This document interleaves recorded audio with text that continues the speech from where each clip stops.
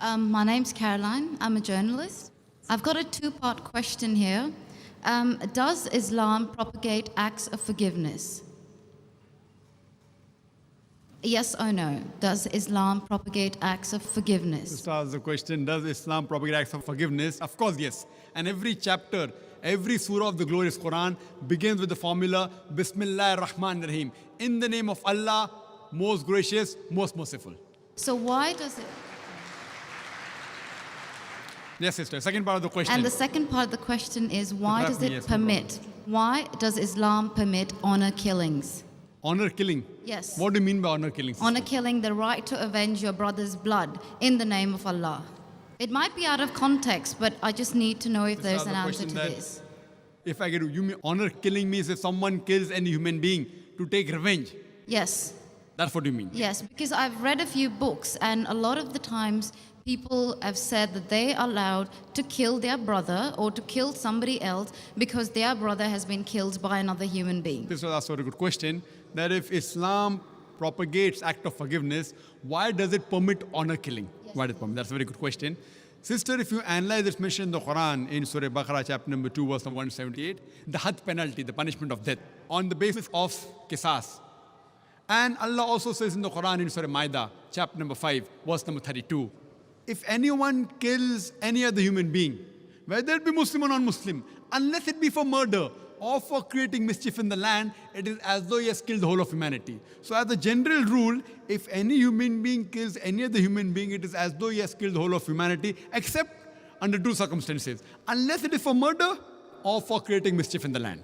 Now, there are two exceptions where Islam gives permission where you can kill any other human being. Number one is, if that person has committed murder, which comes in your scope of question, honor killing.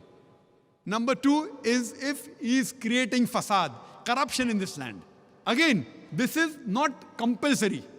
If someone kills someone, it's not compulsory he has to be killed. Islam also says that if the relatives of the person who has been killed, if they take blood money, if they forgive the killer, that person who has killed can be forgiven. But under normal circumstances, if he's killed someone and if I want death on that, because for death, again the punishment is death.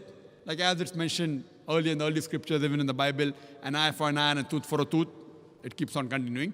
Here what we realize, that suppose I know of a human being who's killing other people, innocent human being. If I don't kill him, he will keep on killing other human beings.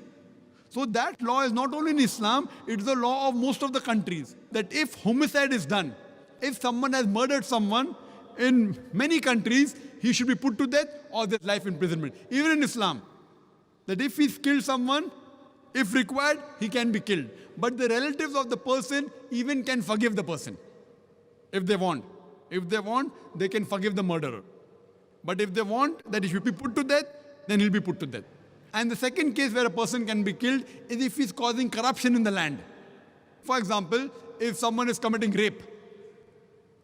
Now rape is nothing but causing corruption in the land. So in this case, that person should be put to death. Because the sin is so heinous. It is such a big crime that there is no other punishment but death penalty.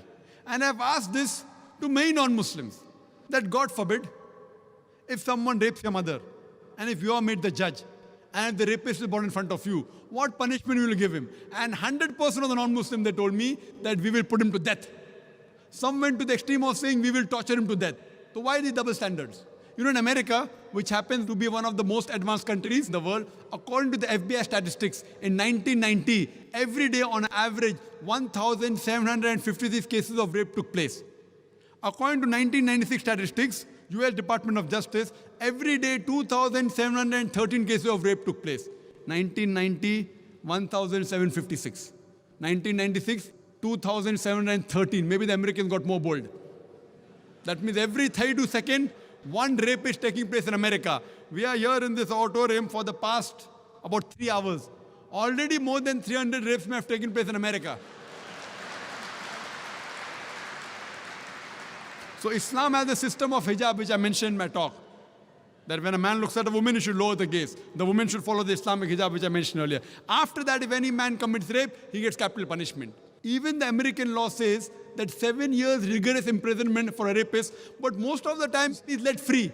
So when you ask even a non-Muslim, what punishment will you give? 100% said we'll put him to death. There was one American who was a smart aleck. In America, he told me, Brother Zakir, first I will give him 5 years rigorous imprisonment. I told him, do you know, according to the Statutes of America, out of those that commit rape, after they imprison and after they're let free, more than 95% commit rape again.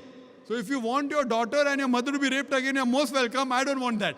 So he said, if that's the case, in the first time itself, put him to death. So in such cases, where there's corruption of land like rape, etc., Islam gives permission, death penalty can even be given for that case. Hope that answers the question, sister.